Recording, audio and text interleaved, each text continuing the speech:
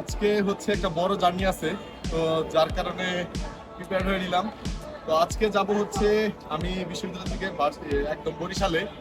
তো সকালবেলা হচ্ছে ক্লাস ছিল, যার কারণে ক্লাস করে রওনা দেওয়া লাগতেছে। 3টা ক্লাস ছিল, তো ক্লাস করলাম। এখন হচ্ছে বাজে 11:30। তো সরাসরি ভার্সিটি থেকে একদম বরিশালের দিকে রওনা দিব। এই জায়গা দিয়ে আজকে আমি একাই যাচ্ছি এই বাইকে করে। তো ভিডিও যেতে যেতে আমি আমার এক্সপিরিয়েন্স শেয়ার করব, আর পুরো ভিডিওটা দেখবেন। সাথে আমি চেষ্টা করব বরিশালের কিছু ভালো প্লেস দেখানোর জন্য, পাশাপাশি আমার রাইডের এক্সপিরিয়েন্সটাও শেয়ার করব। তো চলেন রাইড শুরু করি।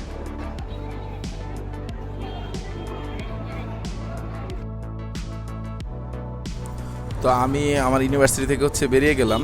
আর এই জায়গায় হচ্ছে ইউনিভার্সিটিতে এখন একটু স্টুডেন্টটা বেশি, কারণ নতুন ব্যাচ ঢুকছে।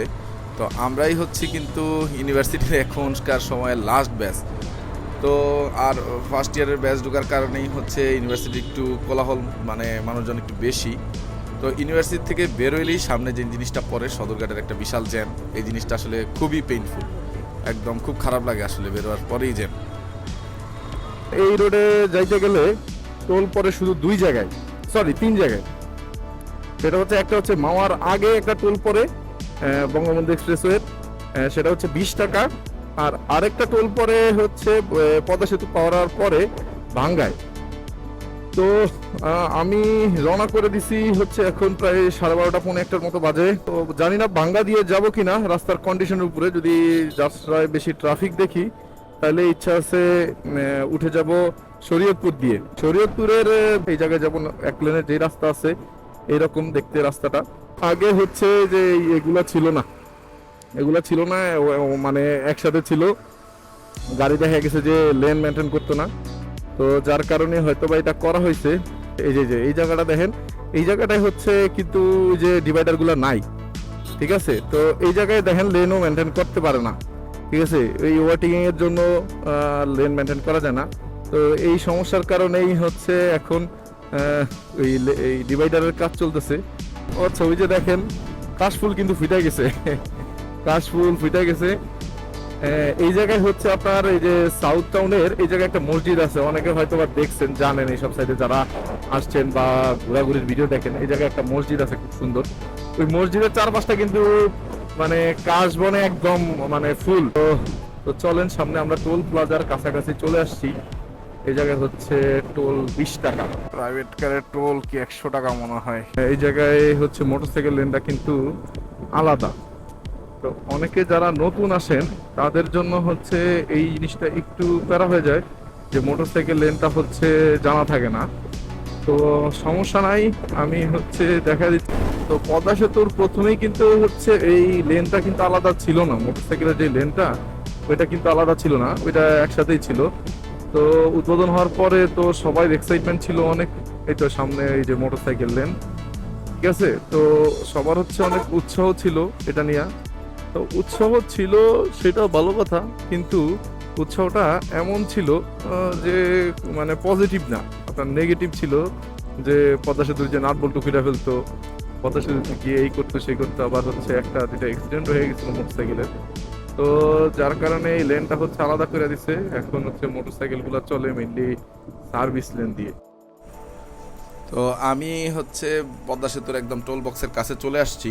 এই জায়গায় বাইকের টোল হচ্ছে 100 টাকা করে। তো আমি আগে থেকেই হচ্ছে আমার 100 টাকা আলাদা করে রেখে দিছি, কারণ মানিব্যাগ বের করার একটু প্যারা। তো টোল দিয়ে দিছি। এই জায়গায় বাইকে খুব বেশি একটা জ্যাম দেখা যায় না, খুব অল্প মানুষই দেখা যায়।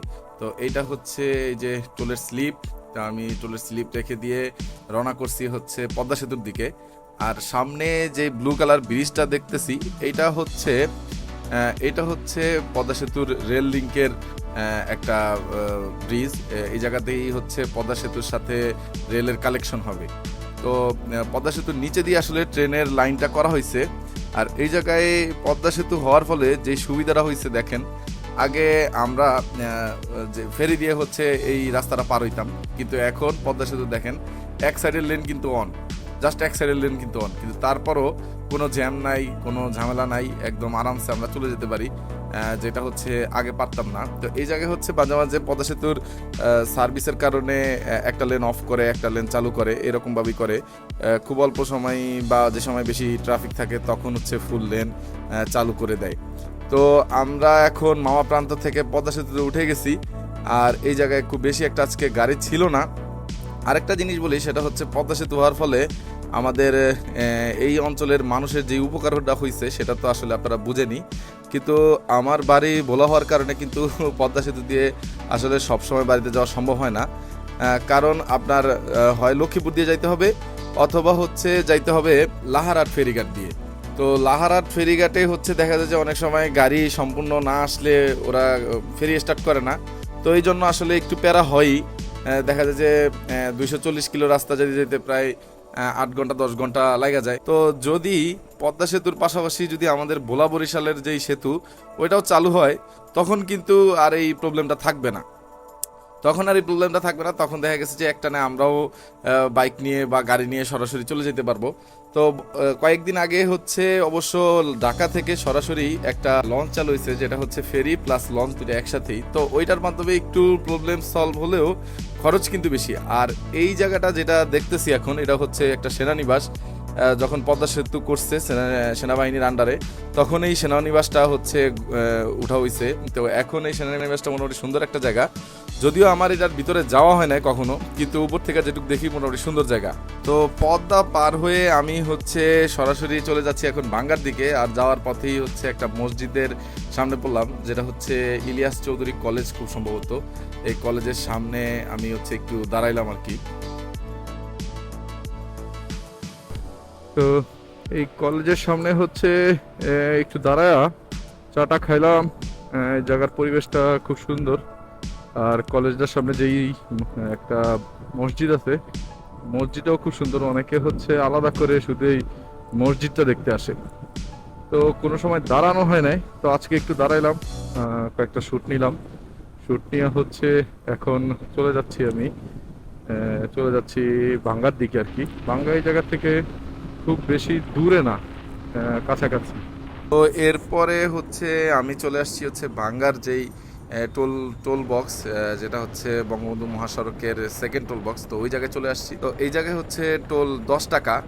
তো 10 টাকা টোল দিয়ে আমি এখন চলে যাব বরিশালের দিকে। যে সোজা যে রাস্তাটা গেছে এটা হচ্ছে আপনার গোপালগঞ্জ নড়াইলের দিকে, আর আমি যেই রাস্তাটা আছি এখন বাম দিকে ওইটা হচ্ছে আপনার গেছে হচ্ছে বরিশালের দিকে। তো এই রাস্তা আসলে শুধু বরিশালই না, মাদারীপুর প্লাস হচ্ছে পটুয়াখালী অন্যান্য জেলাগুলো হচ্ছে এই রোড দিয়ে যাতায়াত করা লাগে। আর ওই সাইডটা হচ্ছে নড়াইল যশোর ওই সাইডটা চলে গেছে।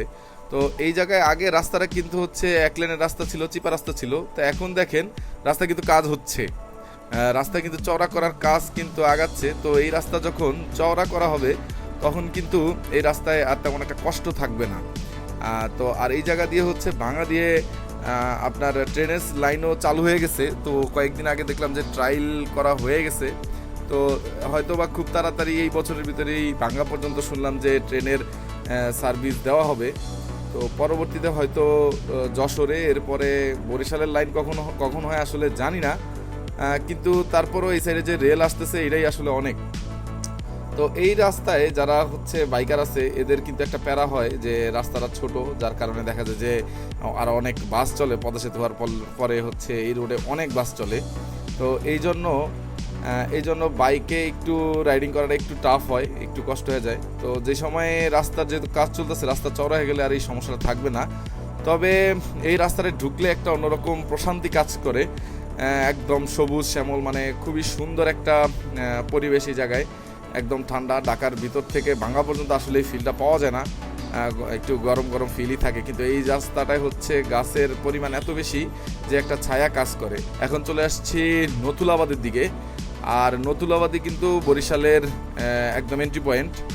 আর এরপরের হচ্ছে আমি একটু কতক্ষণ রেস্ট নিয়ে চলে গেছি 30 গোডাউনের দিকে। তো এই ভিডিওগুলো হচ্ছে আমি আরেকটা ভিডিও করে দেখাবো। তো এই পর্যন্তই হচ্ছে আজকে ছিল আমার জার্নির এক্সপিরিয়েন্স। তো ভালো লাগলে অবশ্যই ভিডিও লাইক অ্যান্ড কমেন্ট করবেন, আর জানাবেন আমার ভিডিওগুলো কেমন হচ্ছে, প্লাস রাইডিংয়ের আপনার এক্সপিরিয়েন্সও শেয়ার করবেন। তো আজকের জন্য আল্লাহ হাফেজ।